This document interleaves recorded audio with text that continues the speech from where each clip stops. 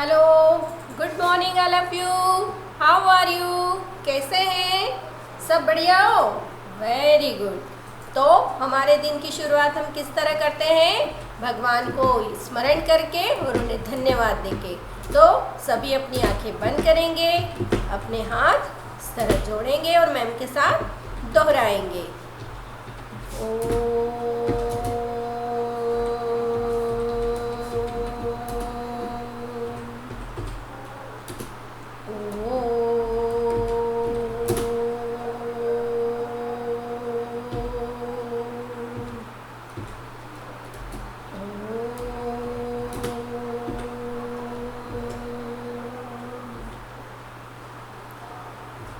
तो सभी अपने सारे त्यौहार अब एक के बाद एक शुरू होने वाले हैं ना। आप लोग रक्षाबंधन, जन्माष्टमी मना चुके हो, 15 अगस्त भी हो चुका है। अब आपके पास अब आएगी आपके लिए गणेश चतुर्थी, है ना। तो गणेश जी में आप क्या करोगे? सभी बच्चे घर पे मिट्टी के गणेश जी बनाएंगे। आपको आर्ट टीचर ने सिखाया है ना, तो भूलना नहीं है, वैसे ही बनाना है ना। और घर में ही उनका विसर्जन करना है। देखो, हम लोग ने पढ़ा था मयूरपंख, सब अभी पढ़ रहे हैं। आप लोग पाठ 5 का पेज नंबर, है ना, हम लोगों ने इसकी कविता पढ़ चुके हैं, शब्दार्थ और श्रुतलेख भी लिख चुके हैं। अब लिखेंगे हम लोग, इसकी बुक में एक्सरसाइज करेंगे। तो सभी लोग पेज नंबर 33 निकालें, अपनी पुस्तक का पेज नंबर 33 निकालेंगे। सबसे पहला प्रश्न है सही विकल्प। जग के शुभ चिंतक कौन है? पेड़, बच्चे, पत्ते? कौन है? सबको पता है, पेड़, है ना, जो हर बार हमारा क्या चाहते हैं? भला चाहते हैं। तो पहले का क्या आएगा? पेड़।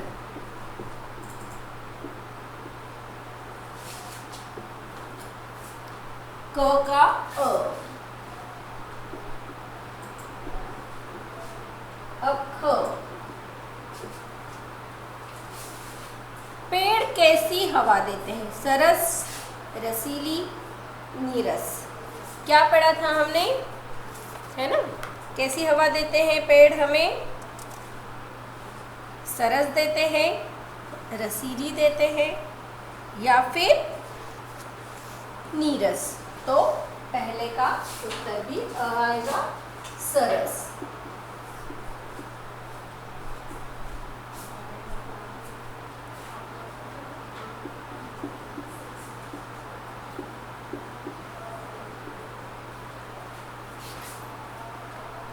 कवि ने पूजनीय प्रतिमाएं कहा है? फलों को, पेड़ों को, पत्तों को? तो किसको कहा है? पेड़ों को। आप अपने आंसर सोच के बैठेंगे, है ना, और अपने जोर से अपने घर में पेरेंट्स को पहले से बताएंगे, ताकि उन्हें भी पता चले कि आपको कितना आ रहा है ना। तो इसमें व लिखेंगे हम, पेड़ों को।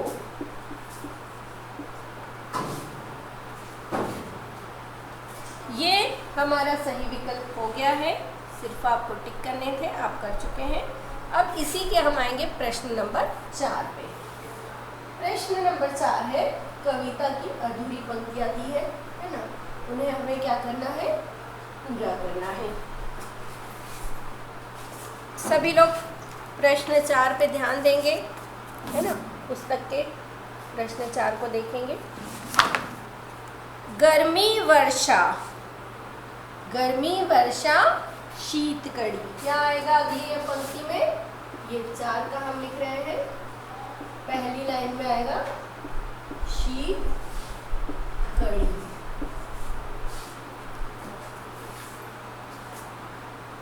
फिर है ये अविकल सहते जाते, क्या सहते जाते हैं? अगली लाइन में आएगा ये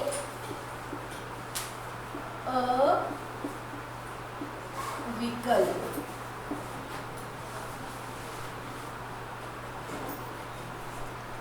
लू, फिर डेश है आंधी तूफान भयंकर।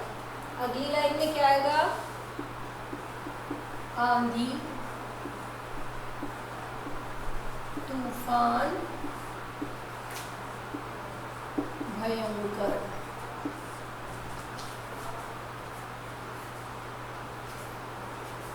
घबराते, देख नहीं घबराते। सभी को पुस्तक में करना है। अच्छी सुंदर राइटिंग में लिखेंगे, लाइन पर ना लिखेंगे, लाइन के नीचे लिखेंगे। ये वाला प्रश्नजार आपको इस तरह से करना है। अच्छी सुंदर राइटिंग में लिखिए।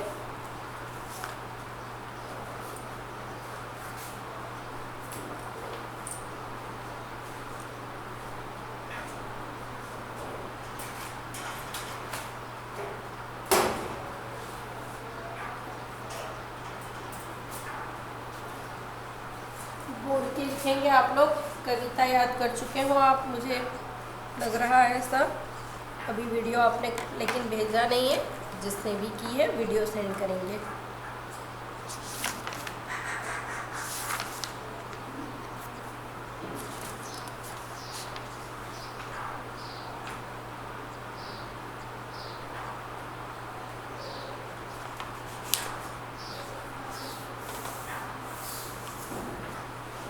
इसके बाद आप आएंगे पेज नंबर 34। ये लिख लीजिए।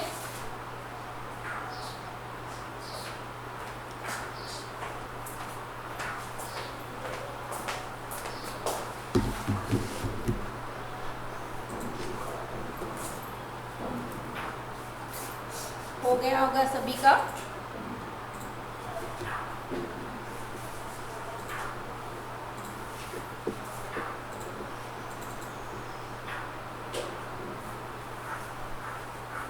अब आएंगे आप लोग पेज नंबर 34 पे।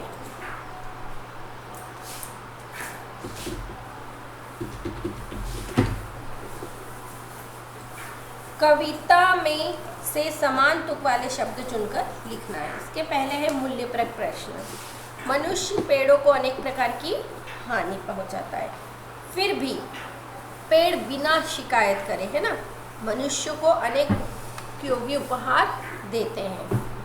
हमें भी पेड़ों की तरह ही सदैव सबकी भलाई के बारे में सोचना चाहिए। अब बताइए कि आप भलाई का कौन सा कार्य करना चाहेंगे, या आपको सोचना है ना, कि आप क्या भला करते हो, है ना, किसका अच्छा किया आज आपने। दिन भर में हमेशा ये सोचना चाहिए, घर हो बाहर हो या कहीं भी हम जा रहे हैं तो हमको ये सोचना चाहिए कि आज हमने किसका अच्छा किया, है ना, क्या अच्छा काम किया। हमेशा ये सोचना चाहिए, जो हमारे लिए अच्छा करे उसके लिए कभी बुरा नहीं करना चाहिए। लेकिन लोग क्या कर रहे हैं, पेड़ों की कटिंग कर रहे हैं ना, पेड़ ने इतना सब कुछ देते फिर भी लोग क्या करते हैं, पेड़ों को काट देते हैं। हमें पेड़ों से को काटने से बचाना चाहिए और नए पेड़ लगाना चाहिए। अब आ जाइए भाषा की समझ, है ना। भाषा की समझ मीन्स व्याकरण। समान तुक वाले शब्द चुनकर लिखना है। उपकारी पहला है समान तुक।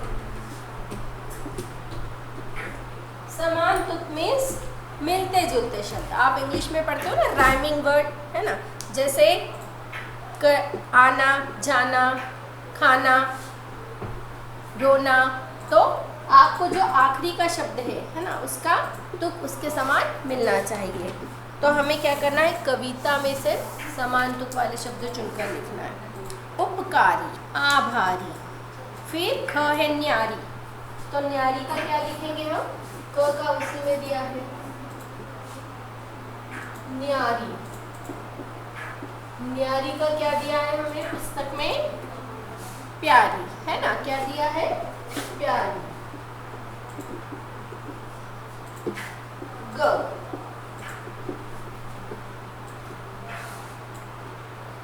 सिखलाएं लगाएं।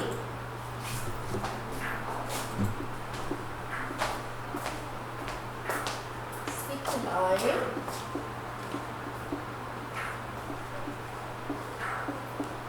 लगाएं।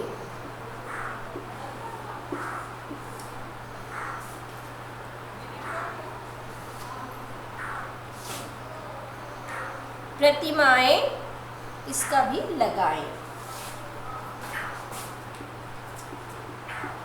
प्रतिमाएं, सिखलाएं भी लिख सकते हो, लगाएं भी लिख सकते हो।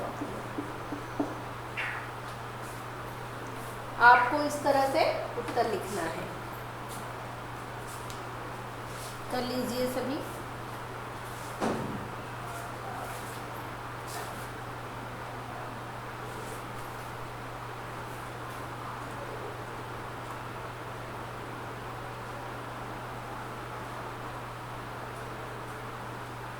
चलो अब हम आएंगे प्रश्न 2 पे।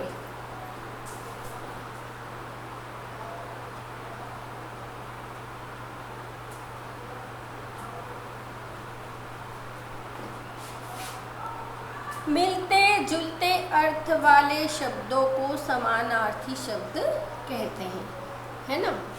जिनका अर्थ वही निकलता है वो समानार्थी। जैसे पेड़, वृक्ष ने भी पेड़, पेड़ ने भी वृक्ष। जिनका अर्थ एक होता है समानार्थी कहलाते हैं ना। नाम अलग अलग होते हैं लेकिन अर्थ एक निकलेगा। तो हमें कुछ यहाँ पे शब्द दिए हुए हैं, हमको यहाँ से चुन करके उन शब्दों को सही जगह पर लिखना है। सबसे पहला है पेड़। तो पेड़ का बॉक्स में से वहाँ से ऊपर ढूंढना है हमें और फिर लिखना है। पेड़ का यहाँ पे दिया है वृक्ष और तरु। पेड़ का लिखेंगे वृक्ष और तरु।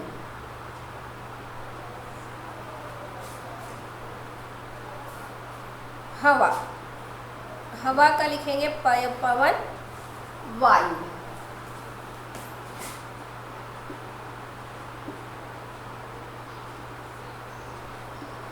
पवन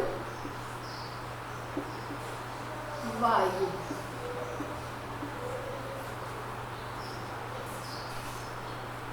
घर,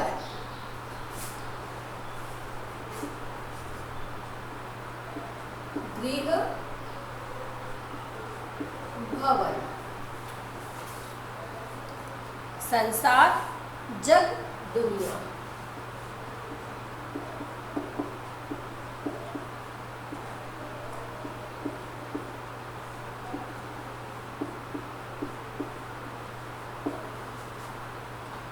धरा, धरती, वसुधा।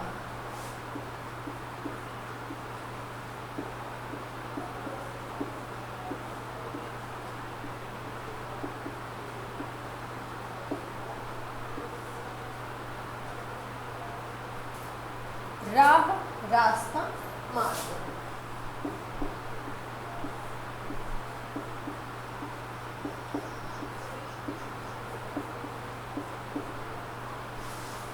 सब लोग लिख लीजिए, बोल बोल के लिखेंगे।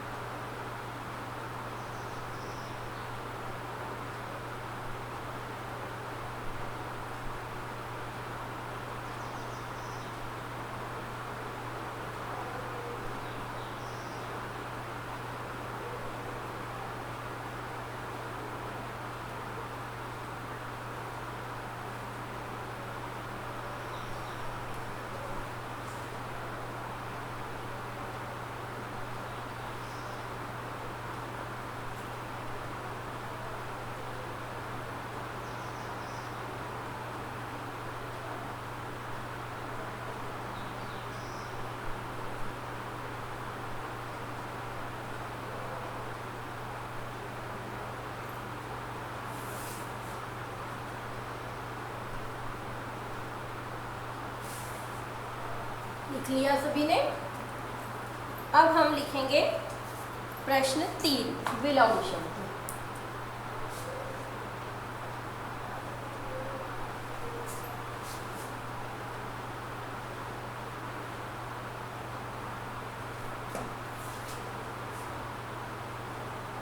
अब हम आएंगे प्रश्न 3, विलोम शब्द। विलोम मीन्स उल्टा। सभी को पता है विलोम मतलब उल्टा, जो शब्द का उल्टा अर्थ होता है विलोम शब्द कहलाता है ना। सरस, क ख ग घ, आपको मैचिंग करना है। क ख ग घ, ड़।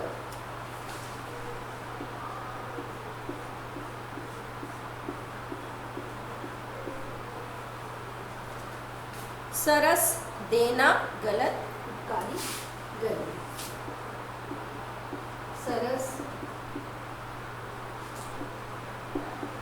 देना गर्मी, उपकारी गलत।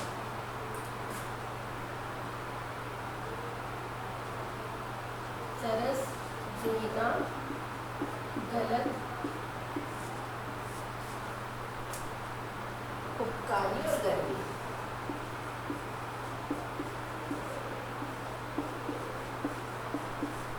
अब यहाँ हमें शब्द दिए हैं, इससे हमें गलत शब्द से उसे उल्टे शब्द से मैच करना है।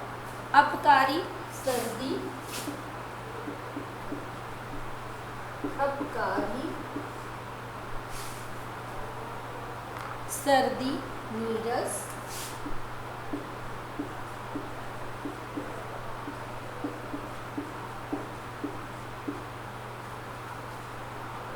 लेना सही।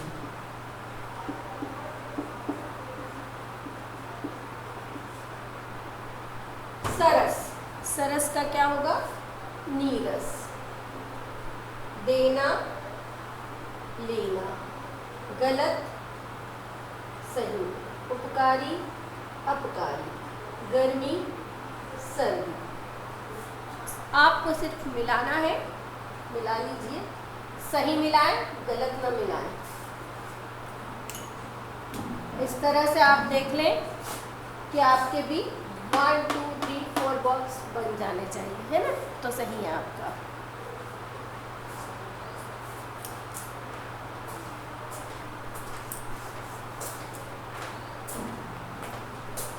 सही मिलाएं, बोल बोल के लिखें, गलती नहीं होगी।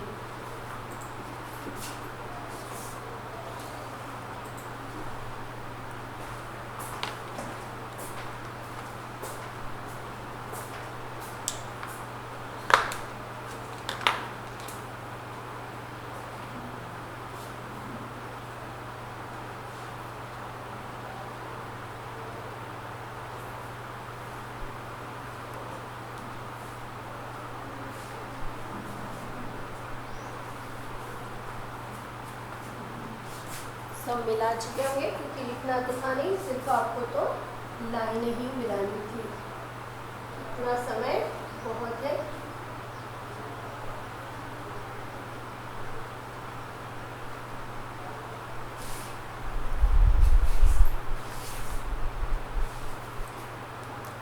अब आ जाइए पेज नंबर 35।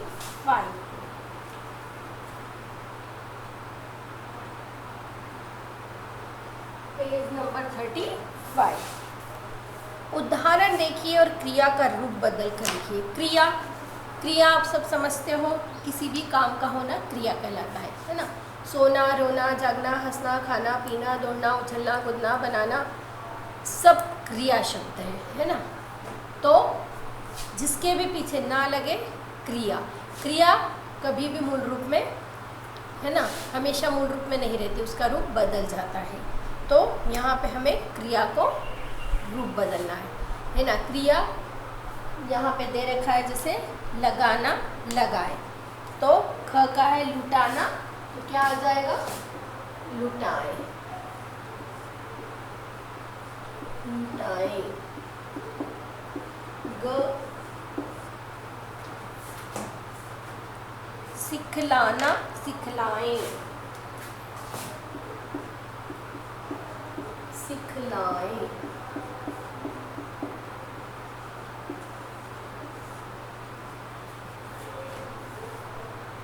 आना, आए।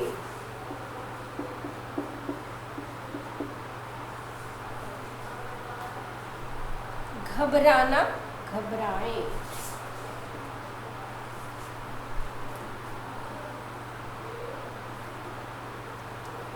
यहाँ पे घ में अभी घबराना का घबराए आएगा, घबराए। क ख ग घ,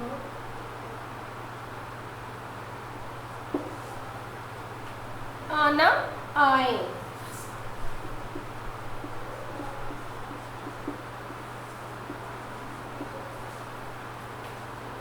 जाना, जाए।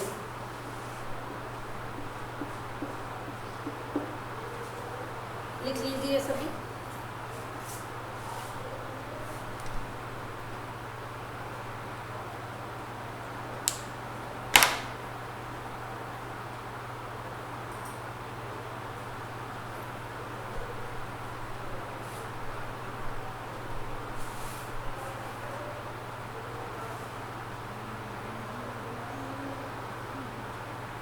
सुंदर राइटिंग में लिखेंगे, बोल बोल के लिखेंगे, बार बार बोले और लिखें।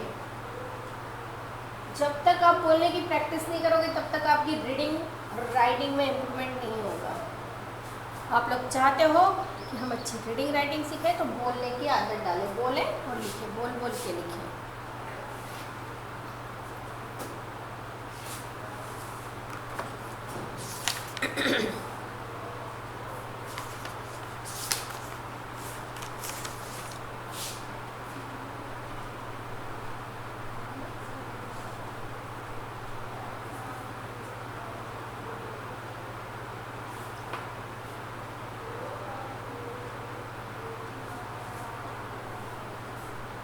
चलो हो गया सभी का। अब आपका अगला प्रश्न, आओ बात करें। इसी में है गुणकारी पौधे, है ना।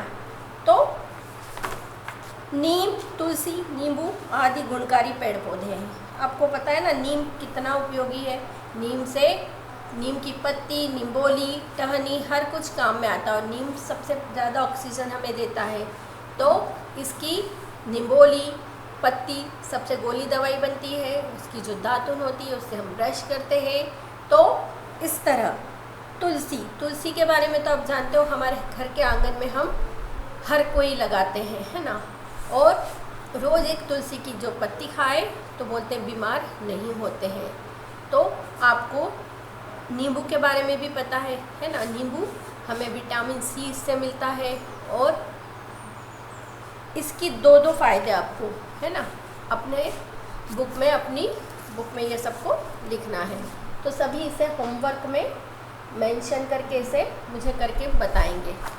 इसी के नीचे एक चित्र दिया है कि इस चित्र के बारे में आपको 5 वाक्य देना, लिखना है ना।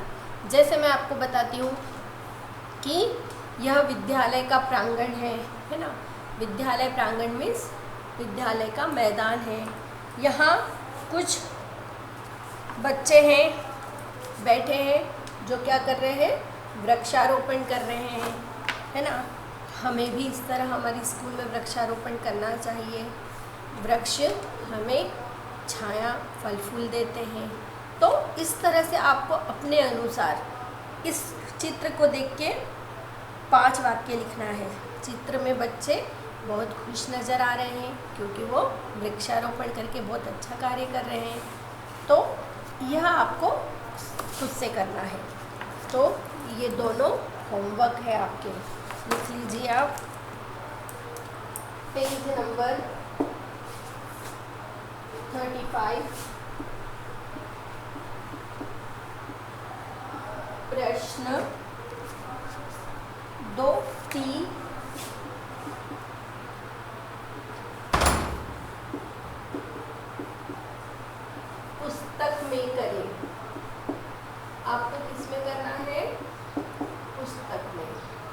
सभी लोग लिख लें।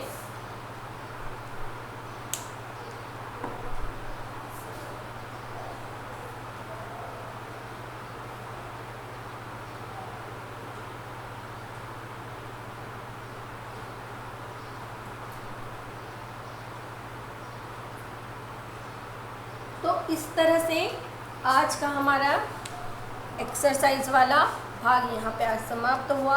अब अगली क्लास में मैं आपको इस पाठ के प्रश्न उत्तर लिखवाऊंगी, तो सभी अपनी नोटबुक तैयार रखेंगे, है ना। और जब तक सबकी नोटबुक चेक होके आ भी जाएंगी तो सभी अपना वक्त कंप्लीट करके रखेंगे, है ना। तो आज की आपकी क्लास यहीं समाप्त होती है। Bye bye, have a good day.